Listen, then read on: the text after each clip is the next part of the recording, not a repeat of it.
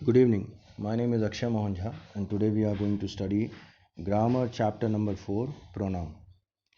तो यहाँ हम लोग पढ़ेंगे pronoun is a word that is used instead of noun.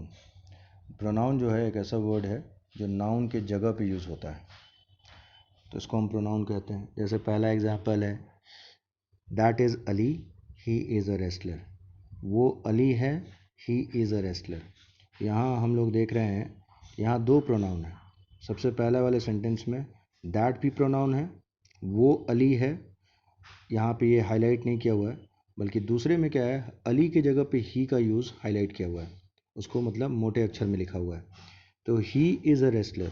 तो हम लोग देखते हैं कि पहले सेंटेंस में अली का जो जिक्र किया गया है, दोबारा अली को हम लोग दोबारा नहीं लिखते हैं सेंटेंस में, बल्कि अली की जगह ही लिखते हैं. तो ही जो है वो प्रोनाउन है. अब यहाँ दैट भी प्रोनाउन है. ये प्रोनाउन इस तरह है क्योंकि ये वर्ब को गवर्न कर रहा है. दैट इज़ अली, वो अली है. तो इस तरह के प्रोनाउन को जब दिस या दैट, ये जो वर्ड है, ये दोनों वर्ड, ये एडजेक्टिव के रूप में भी यूज़ होता है और ये प्रोनाउन के रूप में भी यूज़ होता है. तो हम यहाँ जान रहे हैं कि ये चूँकि वर्ब को गवर्न कर रहा है दैट और दिस, तो इसलिए ये डिमॉन्स्ट्रेटिव प्रोनाउन कहलाता है. जैसे हम लोग एग्जाम्पल लिखते हैं दिस इज़ माई हाउस. तो यहाँ एक प्रोनाउन है दिस, इज़ वर्ब है, माई हाउस, यहाँ हाउस जो है वो नाउन है, कॉमन नाउन, और माई वर्ड जो है वो पोजेसिव नाउन है, वो पोजेसिव प्रोनाउन है. तो इस तरह हम देखते हैं कि कैसे दिस या दैट का यूज़ हम लोग डेमोन्स्ट्रेटिव प्रोनाउन के रूप में यूज़ करते हैं. अब देखते हैं हम लोग टाइप्स ऑफ प्रोनाउन. प्रोनाउन जो होता है पर्सनल प्रोनाउन, हम लोग सब जानते हैं कि सिंगुलर में आई सिंगुलर होता है, वी प्लूरल होता है फर्स्ट पर्सन के लिए, सेकंड पर्सन के लिए यू सिंगुलर होता है, यू ही प्लूरल होता है, और थर्ड ही शी इट जो है वो सिंगुलर होता है. ही शी इट जो है वो सिंगुलर होता है पर्सनल प्रोनाउन में, और दे जो होता है वो प्लूरल होता है. तो ये पर्सनल प्रोनाउन है. अब यहाँ देखिए पर्सनल प्रोनाउन में personal pronouns are written in first person, second person and third person. अगर आप चाहें तो इसका एक टेबल बना सकते हैं, और जैसे बताया गया है फर्स्ट पर्सन के लिए सिंगुलर लिखिएगा, प्लूरल लिखिएगा, और उसी के नीचे सेकंड पर्सन लिखिएगा सिंगुलर प्लूरल, थर्ड पर्सन उसी के नीचे सिंगुलर प्लूरल. ऐसे करके आप टेबल बना सकते हैं.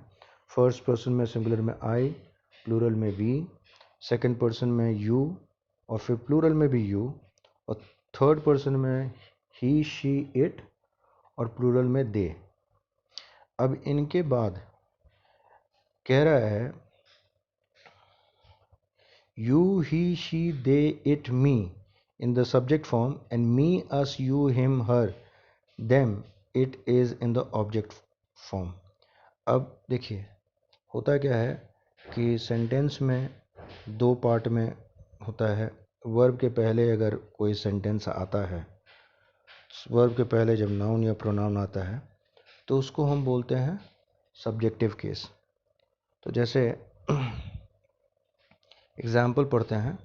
I rode an elephant at the safari. मैंने एक एलिफेंट चलाया था सफारी के दौरान. सफारी मतलब जंगल की सैर के दौरान. ठीक है. दूसरा है राज कॉल्ड आउट टू अस. राज ने बुलाया हमें.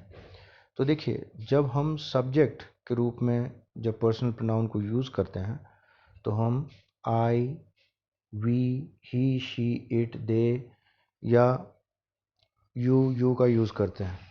लेकिन जब इसको पर्सनल प्रोनाउन से हटा देते हैं, तब क्या होता है, जब हम इसका यूज़ ऑब्जेक्ट के रूप में करते हैं, तब क्या होता है, तब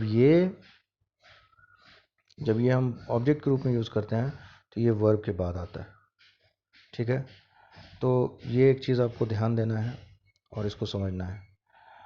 अब आप जब ऑब्जेक्ट के रूप में पर्सनल प्रोनाउन का यूज़ करेंगे, तो वहाँ पे हम आई की जगह लिखेंगे मी.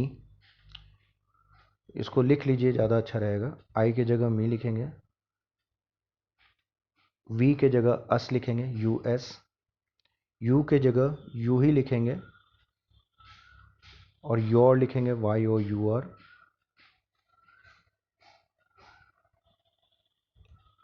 नहीं, योर नहीं लिखेंगे, इसमें पर्सनल प्रोनाउन में यू की जगह यू ही आएगा और फिर प्लूरल में भी यू ही आएगा। और थर्ड है कि आपको एक चीज़ और ध्यान देना है। पर्सनल प्रोनाउन में एक बात और ध्यान देना है कि जब आप ऑब्जेक्ट के रूप में बनाते हैं, जब आप ऑब्जेक्ट के रूप में लेते हैं तो ही के बदला हिम, शी के बदला हर, इट के बदला इट्स हो जाता है, ITS हो जाता है, ITS इट्स हो जाएगा। नहीं सॉरी, इट्स नहीं होगा, ही शी इट का इट ही रहेगा। और दे का हो जाएगा देम। तो ये आपको ध्यान रखना है, इसको बना लीजिए, कहीं लिख लीजिए, ज़्यादा अच्छा रहेगा। अब पहला एग्जाम्पल है, rewrite the following sentences using the personal pronoun in the opposite gender. इसको आपको ऑपोजिट यानी उल्टे जेंडर में लिखना है, ठीक है।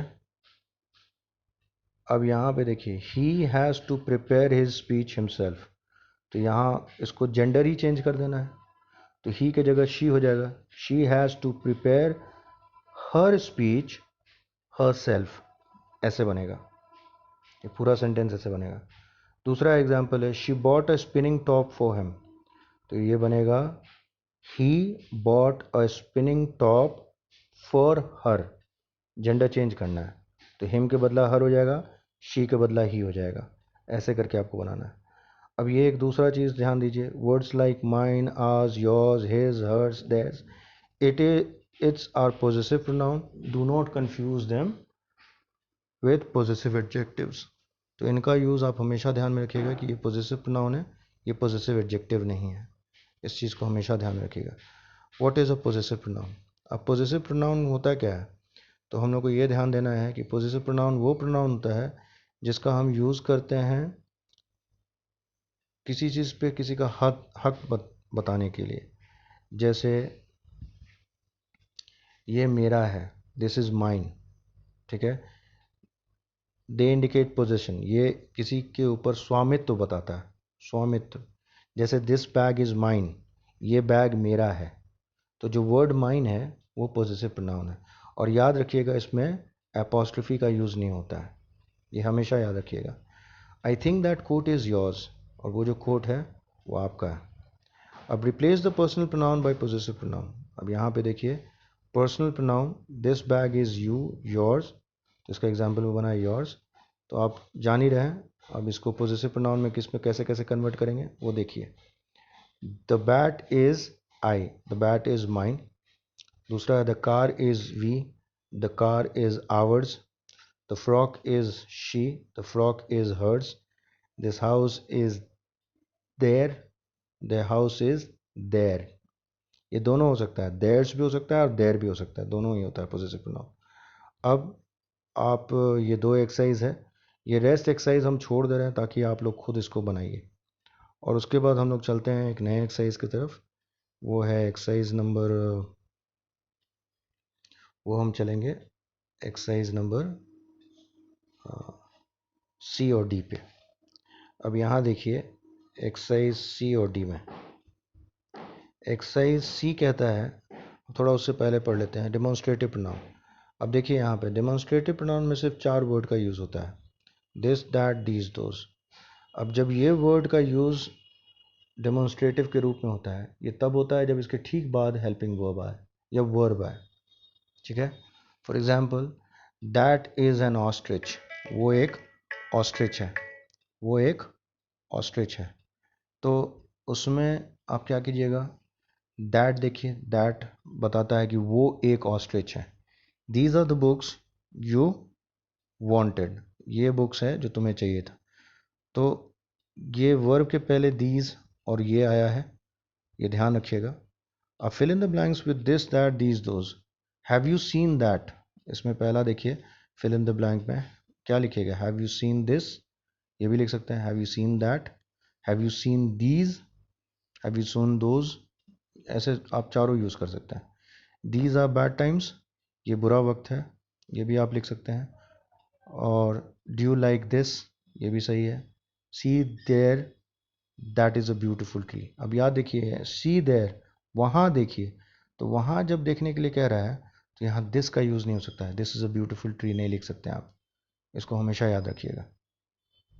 तो अभी तक के लिए सिर्फ एक्सरसाइज सी बनाइए, और उसके बाद हम लोग कल जो बताएंगे, तो कल 5 एक सेक्शन और बताएंगे और आगे उसके बाद पढ़ेंगे हम लोग।